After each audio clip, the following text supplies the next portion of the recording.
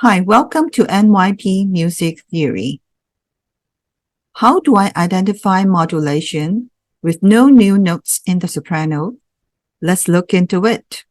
Step 1 is to hum or sing the melody. Decide the key, write down the chords and the related key chart. According to the key signature, two sharps may be D major or B minor. As we look at the first note, A, and the D at the end, we can decide this is a D major. Step 2 is to write down the extended Roman numerals and jot down the bass notes. The first note is an A. Usually, we start with a 1 chord, and it is common to start with the root position, so we can jot down the D over here. The second beat has 2 quavers. We have to decide whether the G or the F sharp is the chord tone. Usually, the note that leads away is the chord tone, and the G here is between a third, so it can act as an accented passing note. So we take the F sharp as chord tone and harmonize it with a 1 chord also. The third beat and the fourth beat, we can choose a 2 and a 5, E, G, B, and 5 chord, A, C sharp, E. Towards the second bar or the end of the first phrase, usually we will have phrase modulation. But now we cannot find any sharper note or flatter note or natural. So how can we decide whether it's a modulation or not? We can go to the related key chart and check on the first note. That is the tonic of each key. If it is a C sharp, we look around, there's no C sharp here. But we can also imagine that this C sharp can be one of the note in the tonic chord. We can check the A major. It can be an A major tonic chord, A, C sharp, E. Yes, we can put it here as A major 1. What about this? This is a D.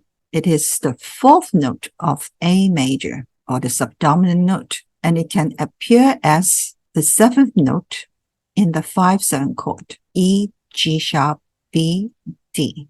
So because of this, we can jot it down as A major 5-7 to 1. And working backwards to decide this is a 2 in A major. A major 2 is B, D, F sharp. So it is quite comfortable to decide it as a cadential formula 2, 5, 7 to 1 in A major.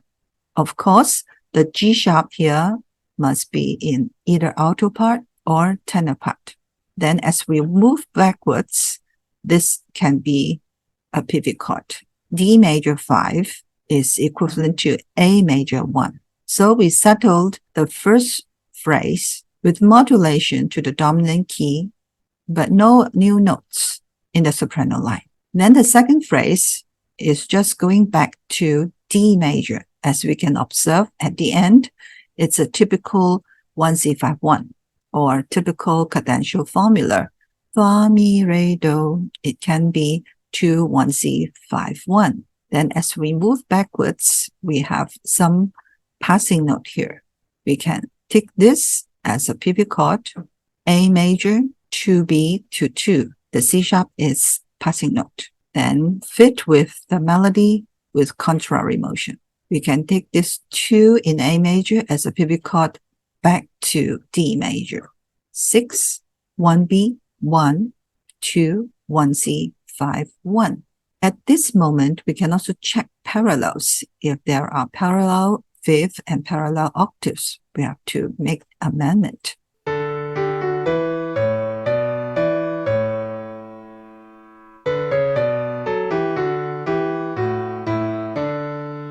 This is step 3.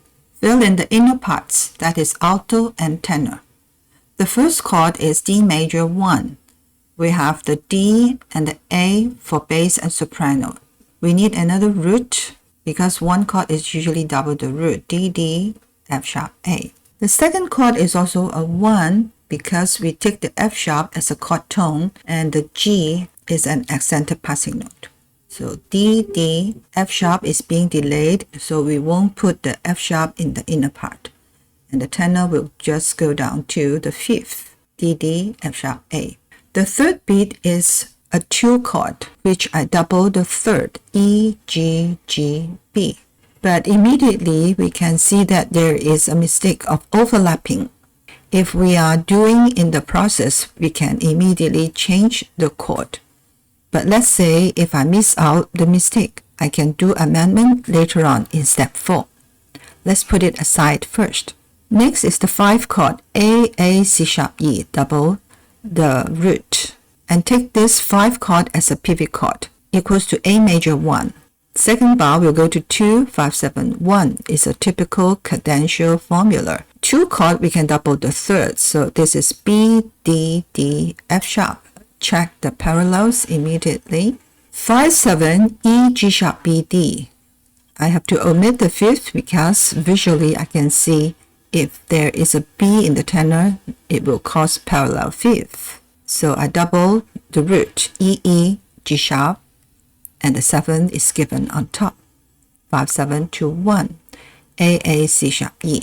But I can observe that there is an augmented fourth, which is usually not encouraged. We have to avoid this. And here we have a unison goes to an octave. So this is also considered as parallel octaves. Therefore, in the first bar, we have an overlap. Second bar, we have augmented fourth, and a unison goes to an octave. We have to deal with this in step 4. The second phrase is going back to D major.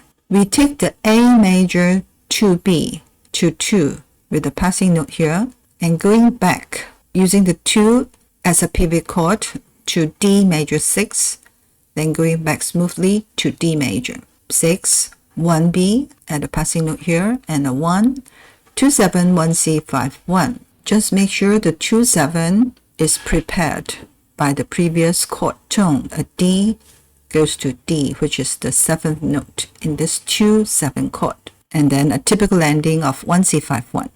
This is step 4.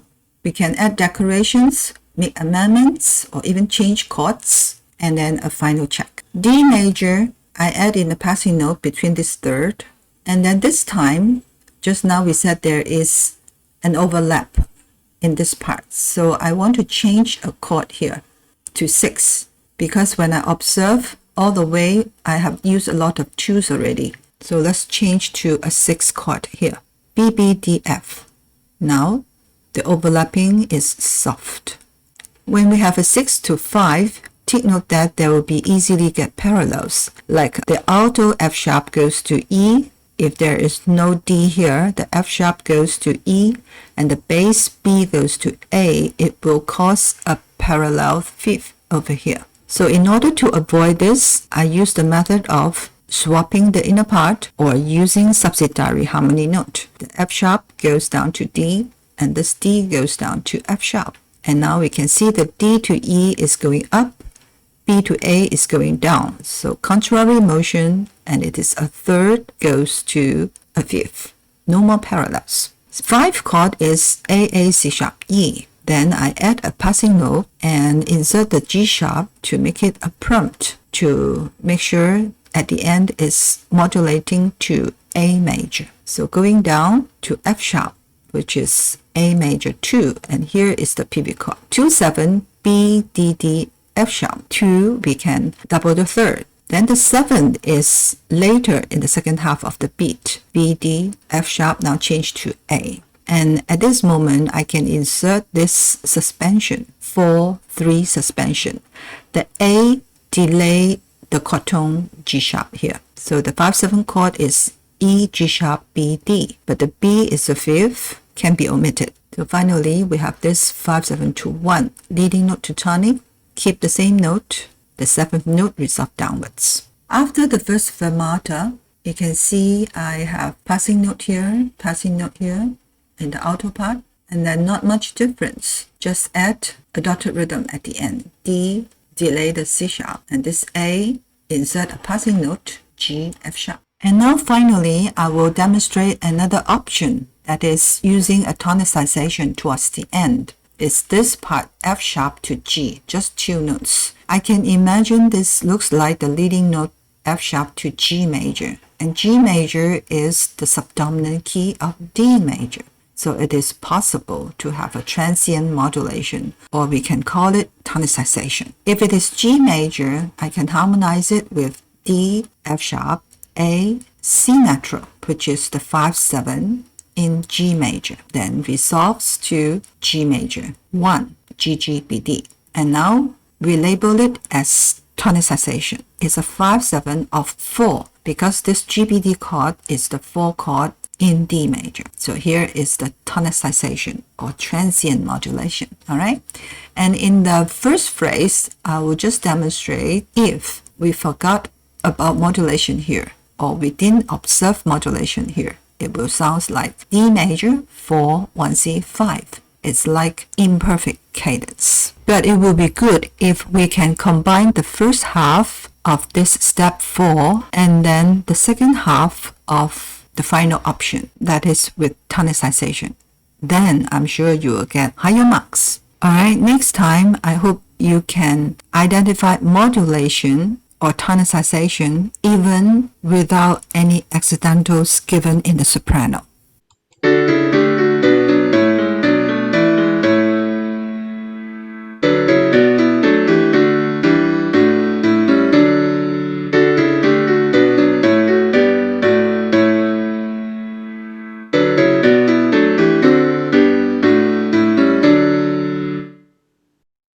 Thanks for watching. If you find the video helpful, please like, share, and comment below. See you next time.